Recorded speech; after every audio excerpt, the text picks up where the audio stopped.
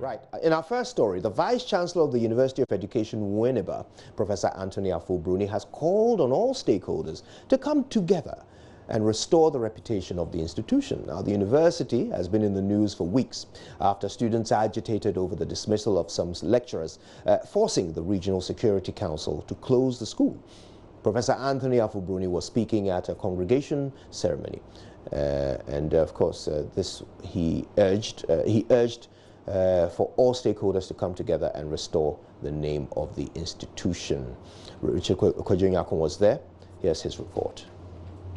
Never again should the university be visited with such an embarrassing spectacle and happening. These were the words of the Vice-Chancellor of the University of Education, Winneba, Professor Anthony Afo-Bruni. The recent happenings at the university, he laments, has left a negative image of the university in its wake. He says there shouldn't be any apportionment of blame, but rather a concerted effort at brokering peace, a tool the university needs at the moment. The university has come very far in terms of delivering on its mandate and had gained much recognition locally and internationally. The event of 14th March 2019 was just unfortunate, and it's my fervent prayer and my wish that never again should such event occur in the history of this great university.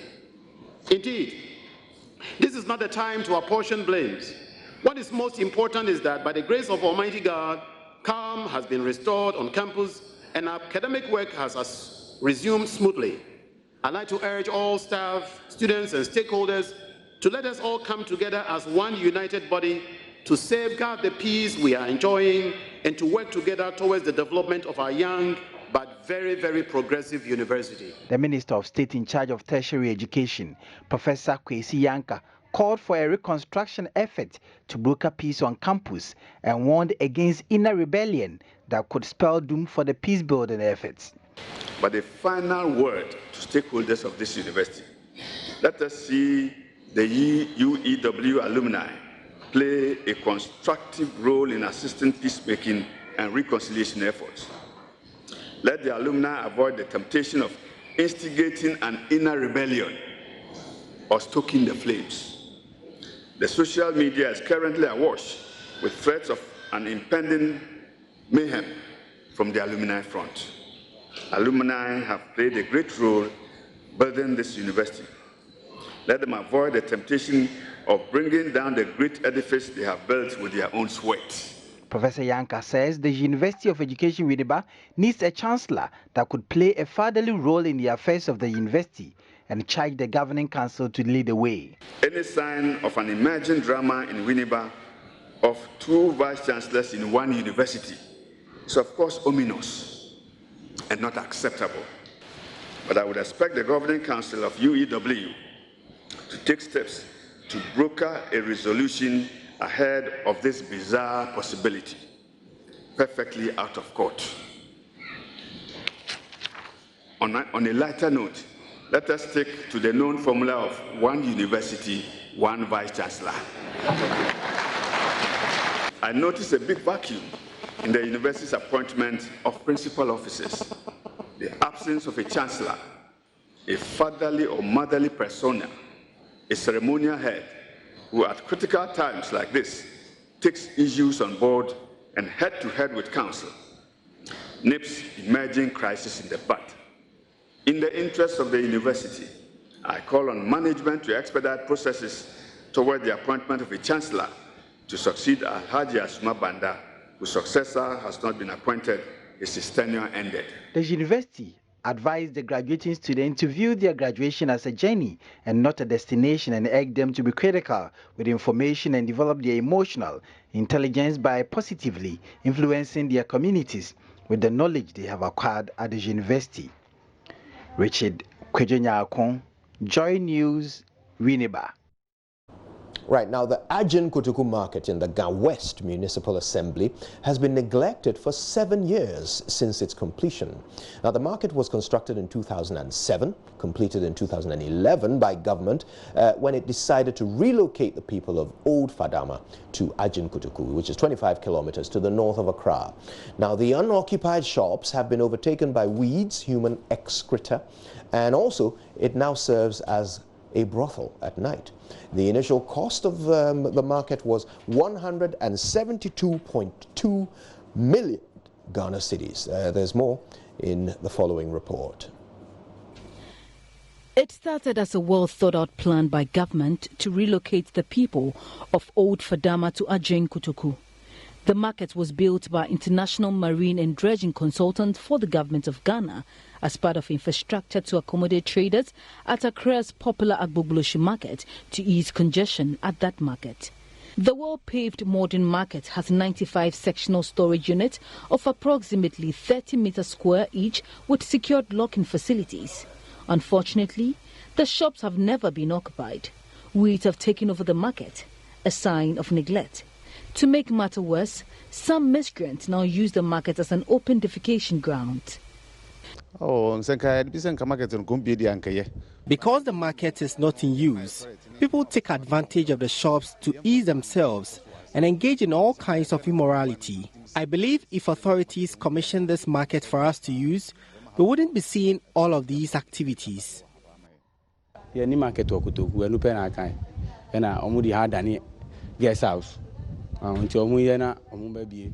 do not have a market here at Adjeng Kotoku, and because the shops are not locked, people have turned it to guest houses for immoral activities.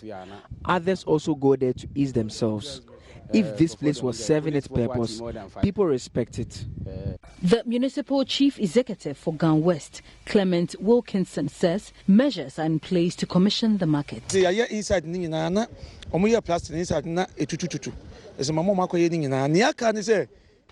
have ordered for the plastering in the shops to be repaired after they came off. All we have to do now is to rid the place so the market can serve its purpose. Now, Weija Police is investigating the death of a 2-year-old Nathaniel Ado Owusu at Tuba, a suburb of Weija in the Ghana West municipality. The boy, who was allegedly abducted last week Wednesday, was found dead, lying in a pile of cement blocks. Now, on Friday, he was discovered, and his bereaved father wants the police to expedite action and arrest the perpetrators. Henry Kwesibedu has been learning more. Just around 4 p.m. Friday, my neighbor came screaming that she's found the lifeless body of my son Nathaniel. I just couldn't go there. In fact, I couldn't even look at the body. When we finally got confirmation that it was him, I collapsed and woke up at the hospital. Philomena Hasten is yet to come to terms with how her 2-year-old son, who went missing, turned up dead 2 days later, lying in a pile of cement blocks. The police have deposited the body at the Kolebu Teaching Hospital for autopsy. Junior, as he is popularly called, is my friend, even though I have 3 children. He's the last of the 3. Junior is just a little boy, but even at his tender age, we had good conversations. He made me laugh a lot. Junior, my son, I miss you so much.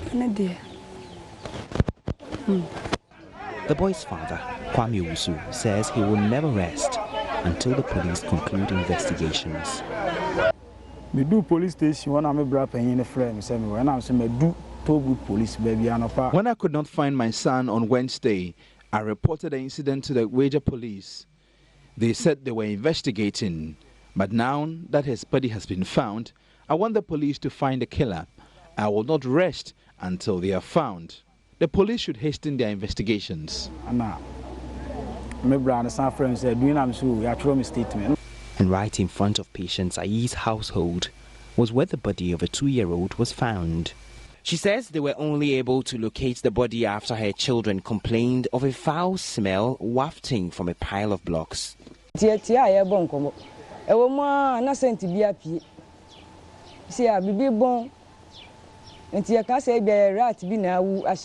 was having a conversation with a friend last Friday whilst my children plucked coconut from the tree on my compound. Then a foul smell started wafting through the compound.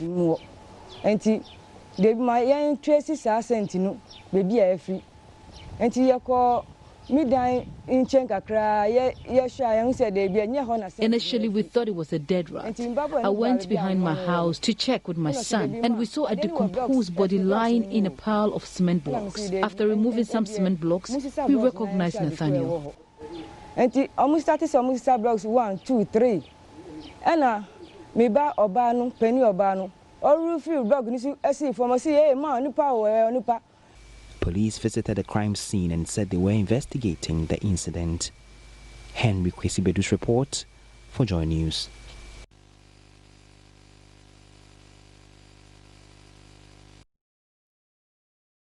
Now, until 3 weeks ago, you could take as many photos on the beautiful iconic Adomi Bridge at Atimpuku in the eastern region without paying. But that is now a thing of the past because the Esuojaman District Assembly has classified the bridge a tourism destination. Commuters and revelers will now be charged a fee for taking photos, even selfies. More in this report. You may not have valued the use of the iconic Adomi Bridge at Atimpuku in the eastern region, perhaps because taking photos and videos on or close to it was free. Well, that has changed because the 62-year-old edifice, which was only reopened in December 2015 after renovation works, has now been classified as a tourism site. The rehabilitation work was at a cost of 12.9 million euros with funds secured from the Bank of Austria. The Esuojaman District Assembly says commuters and revelers who take photos, including selfies on the bridge, will be levied. Johannes Nate Guru did not know and was shocked when he was compelled to pay 4 cedis on Good Friday. 2 people approached us, 2 guys approached us, and they said they are from the revenue office, internal revenue office or whatever it is, from the district assembly, and they are taking money. And I asked them money for what? And they said money for, they asked me first what I was coming to do, and I said, oh, I want to take some pictures, already some video shot. And they said now we are paying, they are paying. So if you want to take pictures on the bridge, you will pay 2 cedis per person. So they have their receipt book and everything. So there we argued for a while, and I paid 4 cedis because I went there with 2 cars. So I pay for them. Why has it become necessary to charge these fees? Chief Executive Officer of the Ghana Tourism Development Company, Kwejo Entry, has been explaining on Showbiz A to Z on Joy FM. The Adomi Bridge is a property of the Ghana Highway Authority. Recently, you all recall there was some work done on it. It required that the bridge was closed. Some money had to go into putting it back up. And once that was done, apparently there are some outstanding bills that were incurred by the Assembly. And so the Assembly, working with the Ghana Highway Authority, decided that as part of recruiting part of the cost, they would want to charge patrons who want to take photographs or have, once it's become a designated tourist site, the same way you would want to take pictures at the Eiffel Tower and pay for, or the London Bridge for that matter. I guess that's the spirit. Well, the Tourism Development Company says it has identified and earmarked some other structures in and around the bridge, which will soon be developed. There's a general plan by us in the authority or the industry to expand some facilities we have identified there and to list it fully as a tourist attraction. Some entertainment watchers are, however, critical of the move. Well, now you know, all you selfie lovers. One at the iconic Adomi Bridge from now will cost you some money. Finally got to the other side of the bridge. So this is the only bridge that you can use to cross the lake from the other side to this side. So in case you're traveling to Volta or Picky and you're using the Akosombo road, this is the only bridge that you can use. Right, now let's talk about some place you wouldn't be charged for taking pictures. I'm talking, of course, about Tudu in the Central Business District. Now, I guess you're wondering how this place would qualify as a tourist site. But a young man is gradually turning it, especially this market area, into a tourist destination. How? Well, Nancy Emefa Dradosi is one of the few people with the answers. Driving through the fairly clean city of Accra, my attention is drawn to this picturesque wall in the heart of Accra, Tudu specifically. Onlookers, traders and hawkers are mesmerized by the beautiful artwork. The artwork depicts a typical busy scene of Accra. Like magnet, many people are drawn to the walls. Like the motif of the pictures here. The motif, patterns and everything, the paints and stuff, so I just like it. What's particular about this drew your attention to it? It's like being in a market, looking at the picture is describing the Mokola market, and officially we are here. So that's how the thing is going like. Yeah, I'm actually a big fan of graffitis, this kind of artistic paintings. So when I saw it, I was like, I want to really have memories when I go home so that I can actually show it to someone about how nice the pieces are. Cornell is a tourist from the United States. He also is captivated, takes a photo and stays for a while to admire the artistic display. Here, just on vacation. I had a couple weeks to take off, so I just came to Ghana. I wanted to finally visit the motherland. And I just happened to be walking through the market and, I saw this beautiful picture and it caught my eye from across the street, and I just, was compelled to take a couple shots, because everybody back home, they are like, take photos, we're living vicariously through you, so take as many photos as possible. This will definitely attract a lot of artists, If you have great art everywhere, that'll attract artists from all over the world. Shortly, the artist responsible for this work shows up. Mohammed Awudu has been doing this for years.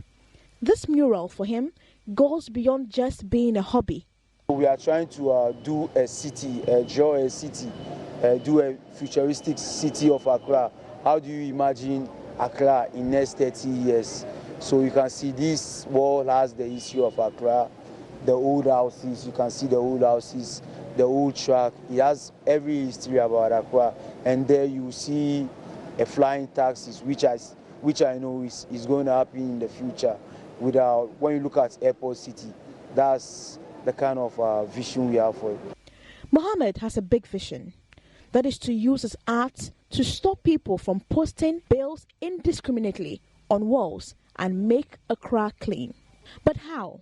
When you have a mural on the wall, on somebody's house, maybe around Nima or Jamestown, it becomes like because people come there to shoot video, tourists come there to take pictures and do other stuff, and we do tours on these kind of like murals.